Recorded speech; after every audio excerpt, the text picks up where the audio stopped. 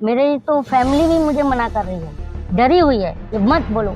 लेकिन आज अगर मैं नहीं बोलूँगा ना तो आने वाली जो पीढ़ियाँ हैं मैं वो दिख रहा है। जिसकी नौकरी है वो मोदी मोदी चिल्ला रहा है, और जिसके जमीन जायदाद हैं भाड़ा खा रहा है वो मोदी मोदी चिल्ला रहा है। लेकिन जो नौकरी पेशा थे, जो नौकरी छूट गई है, उनसे जाके पूछिए आप। तुम्हारे भी बच्चे हैं, तुम अपने बच्चों के भविष्य के लिए बोलो। नहीं बोलोगे तो पीढ़ियाँ गूंगी पैदा होंगी। हम भी 2014 में मैं वोट किया था प्रधानमंत्री को, ऐसा नहीं है हमें डाल दो मार दो, हमारे पास तो अब कुछ है नहीं, जाने वाले हो आप भी मार दो। अगर प्रधानमंत्री ने अच्छे दिन कहा था और आज हम बुरे दिन देख रहे हैं तो मैं सवाल उठा रहा हूँ, तो बुरा लग रहा है तो डाल दो। तो जनता तो मुझे सपोर्ट करेगी ना, मैं जनता हूँ ना, जनता के ही बीच का आदमी है। अगर मार भी देंगे तो जनता उसके बाद हिसाब ले लेगी 24 में। गांधी को मार दिया गया ना, तो गांधी के विचारों को मारा गया क्या? मुझे मार सकते, विचारों को तो नहीं मार सकते। मैं अपने बारे में बता रहा हूँ, सुनिएगा मेरे बारे में। I was in Vodafone as a territory manager before 2015। जब जॉब चली गई तब मुझे समझ में आया कि, और फिर उसके बाद नोटबंदी आई, तो मैंने जो कुछ जमा पूंजी रखा था ना, ये मेरी असलियत कहानी बता रहा हूँ कि जब मैं जो कुछ जमा पूंजी रखा था ना, वो पूंजी में बिजनेस स्टार्ट किया, वो भी डूब गया। यहाँ तक मैं आपको प्रमाण भी दे दूँगा कि जो प्रधानमंत्री ने कहा था कि पकौड़ा बेचना एक रोज़गार है, मैं पकौड़ा बेच के आया हूँ और पकौड़ा नहीं बिका और कर्जे में आ गया, जिससे कर्जा लेके पकौड़ा चालू किया था। तो बताइए अब मैं किससे सवाल करूं कि पकौड़ा भी तो नहीं बेच रहा है। प्रधानमंत्री का क्या है, वो 30,000 किलो का मशरूम खा रहे हैं और हम जनता भूखा मर रहे हैं। 100 रुपए तो हम बताइए हम सवाल किससे करेंगे? युगांडा के प्रधानमंत्री से। जब हमारा प्रधानमंत्री है तो ये प्रधानमंत्री को 2024 में मैं इसीलिए बोल रहा हूँ, मेरे को नेता नहीं बनना है, मैं इसलिए बोल रहा हूँ कि मैं 24 में इस देश के हर एक गली कूचे में घूमूंगा और खुद अकेला माइक लेके घूमूंगा और बताऊंगा जनता को कि अब नहीं जागे तो ये हमारे बच्चों का भविष्य बेच देंगे और पीढ़ियां गूंगा पैदा होंगी। और बाबा साहब भीमराव अम्बेडकर कहते थे कि जो पीढ़ियां आवाज़ नहीं उठाती, जो कौम आवाज़ नहीं उठाती, वो लाशें उठाती हैं। आज वो देश में दिख रहा है, नहीं दिख रहा? किसको छोड़ा है? बहुत घमंड था सब जातिवाद वालों को कि मैं इसका हूँ, मैं उसका हूँ, मैं फला हूँ, मैं ढिमका हूँ। सबको तो रगड़ दिया है। वही तो कह रहे हैं, बांट के राजनीति हो रही है। रगड़ा है नहीं रगड़ा है? तो मेरा ये कहना है कि हम जनता हैं, हमसे तुम ढंग की बात करो, मन की बात मत करो। ये बात मैं कह रहा हूँ, बार बार कह रहा हूँ। और मुझे देखिए, मैं बार बार, मुझे बहुत से मेरे तो फैमिली भी मुझे मना कर रही है, डरी हुई है कि मत बोलो। लेकिन आज अगर मैं नहीं बोलूँगा ना तो आने वाली जो पीढ़ियाँ हैं मैं वो दिख रहा है कि देश में बहुत बुरा स्थिति है। मेरे साथ जितने भी कैमरा मैन हैं, जितने भी हैं, वो मेरे साथ आए। मैं यहीं दिल्ली की झुग्गी में 3 दिन घुमा हूँ, रोना आ रहा है कि लोग सारा 100 रुपये का, 120 रुपये का छोटे छोटे बाटले में गैस भरवा रहे हैं यार। जो मिडिल क्लास है वो भी रो रहा है। मिडिल क्लास आज 1500 रुपये का गैस नहीं खरीद पा रहा है, 1200 रुपये का, पता है आपको? बुक नहीं कर पा रहा है। वो छोटा बाटला खरीद के लाया, 1-2 किलो अपनी सुविधा अनुसार भरवा रहा है। जिसकी नौकरी है वो मोदी मोदी चिल्ला रहा है, और जिसके ज़मीन जायदाद हैं भाड़ा खा रहा है वो मोदी मोदी चिल्ला रहा है। लेकिन जो नौकरी पेशा थे, जो नौकरी छूट गई है, उनसे जाके पूछिए आप। तो ये मैं दर्द की बात कर रहा हूँ कि जो जनता की दर्द है वो उठाओ। मैं भी जनता हूँ, मैं नेता नहीं हूँ। मैं बार बार कह रहा हूँ, मैं नेता नहीं हूँ, मैं जनता हूँ। तो मेरे मुँह में ज़बरदस्ती सवाल घुसाड़ रहे हो। हाँ, तुमको जिसके मुंह में सवाल घुसेड़ने चाहिए वहाँ घुसाड़ते नहीं, क्योंकि तुम्हारे पिछवाड़े में दम नहीं है वहाँ जाने की। जाओगे तो सुताई होगी वहाँ पर तुम्हारी। तुम तो मिड डे मील में नमक और रोटी दिखा देते हो तो तुम्हें ठेल दिया जाता है, ठीक है ना? तो ये बात मैं कह रहा हूँ, इसलिए तुम्हारे पिछवाड़े में दम नहीं है तो तुम आते हो। अब बहुत से लोग कह रहे हैं मैंने कलीम को मैंने स्टार बनाया। अरे मैं स्टार बनने आया हूँ यहाँ पे, मैं इनकी भी आवाज़ उठा रहा हूँ। यूट्यूबर बन के आप बताइए, यूट्यूबर बनना बहुत मजबूरी में, इंसान कुछ नहीं, जब ऑप्शन मिलता है तो या तो पकौड़ा बेचेगा या यूट्यूबर बनेगा। लेकिन सबके भी कंटेंट लोग पसंद नहीं करते हैं, तो फिर उसको पूछिए कि जब चैनल नहीं चलता है तो उसका दर्द क्या होता है। मैं खुद, मेरे घर में यूट्यूबर है, बड़ी सच्चाई, मुझे पता है ये बात। मेरे घर में यूट्यूबर है, मुझे पता है। तो इस बात को मैं इनको भी समझा रहा हूँ कि तुम्हारे भी बच्चे हैं, तुम अपने बच्चों के भविष्य के लिए बोलो, नहीं बोलोगे तो पीढ़ियां गूंगी पैदा होंगी। ये मैं कह रहा हूँ, ये बात है।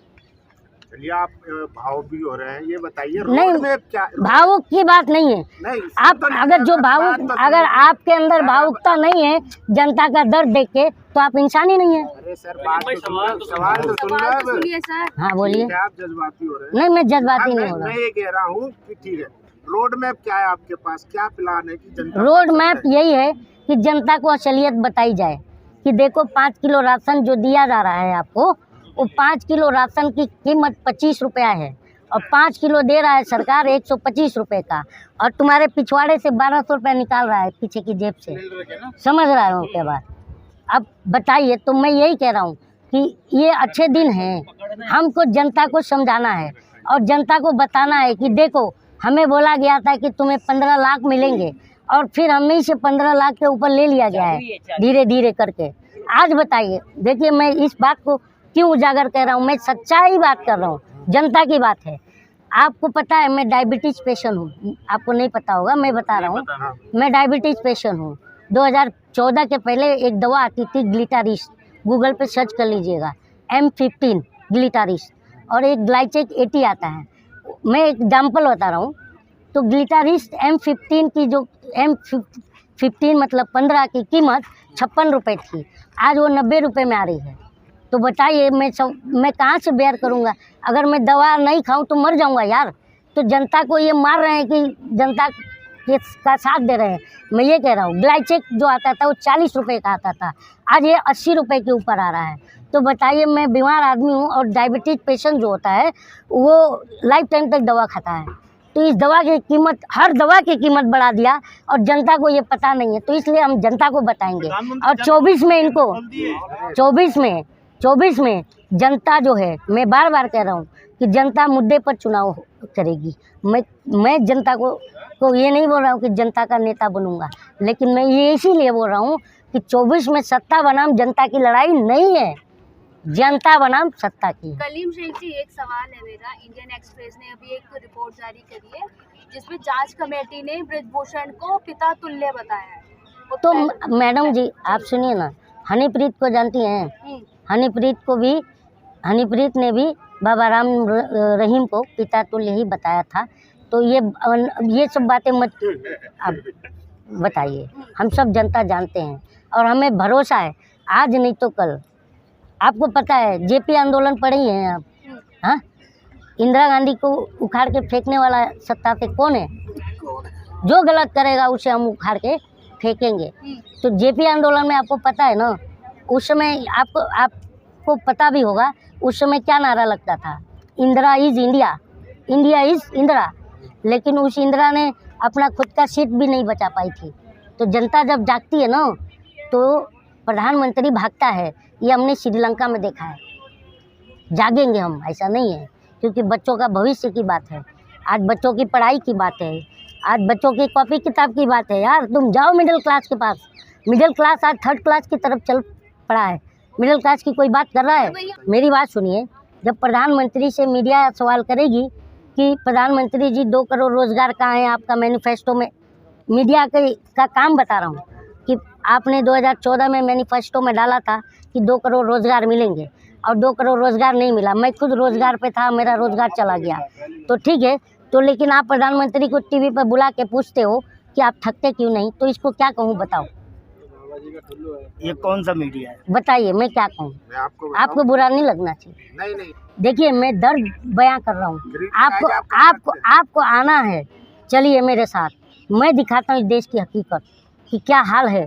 जनता के तक मीडिया नहीं पहुँच रही है, इसलिए मैं बोल रहा हूँ। ऐसी बात नहीं है सर। यूपी में एक यूट्यूबर ने नमक की खबर दिखाई थी, क्योंकि प्राइमरी स्कूल में नमक और रोटी खिलाई जा रही थी। क्या हुआ उसके साथ पता है? वो भी यूट्यूबर ही। तो उसको अंदर डाल दिया गया ना। हाँ, तो अच्छा सुनिए ना, तो उसको अंदर डाल दिया गया। तो जब मेन स्ट्रीम मीडिया इस तरह से दलाली करेगी, तो इस तरह का तो नागरिकों को भी तो डाला जाएगा जेल में। तो मैं ये तो कह रहा हूँ ना, मैं इसी के खिलाफ हूँ कि प्रधानमंत्री से सवाल करना गलत नहीं है, संवैधानिक है, हक है। जनता का। प्रधानमंत्री तो प्रधानमंत्री के ऊपर अगर कोई एक बात बताइए, जब 2014 में प्रधानमंत्री मनमोहन सिंह थे तो उन्हें गूंगी गुड़िया कहा गया था। 50 करोड़ की गर्लफ्रेंड कहा गया था नहीं। कांग्रेस की विधवा किसने कहा था?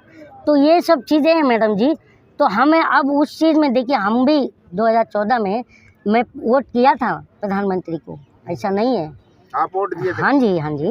मैं कल 24 क्या काबिलियत देखी थी आपने? मैंने जो उनके मैनिफेस्टो थे वो सचमुच में लोक लुभावन थे। क्या एक वादा था जो आपको बहुत ज्यादा प्रभावित करके आपने वोट डाल 2 दिया? करोड़ रोजगार और काला धन है। काला धन आएगा। बाबा रामदेव तो दिख रहा नहीं है। बताइए, बाबा रामदेव कह रहे थे ना कि 35-40 रुपए 250 में सिलेंडर मिलेगा, और 250 में सिलेंडर मिलेगा, 35-40 रुपए में डीजल पेट्रोल मिलेगा। आज हम पूछते हैं तो अभी एक वीडियो देखे थे ना, बाबा रामदेव ने पत्रकार को ही धमका दिया था जब वो उसने ये बात पूछी थी। तो ये चीज़ मैं बोल रहा हूँ कि अगर मेरी बात अगर आप लोग को बुरी लग रही है या मेरे व्यूवर्स को भी अगर लगेगी तो उनसे मैं क्षमा चाहता हूँ, लेकिन मैं ये नहीं मैं व्यूवर्स को बता रहा हूँ कि मुझे नेता नहीं बनना है।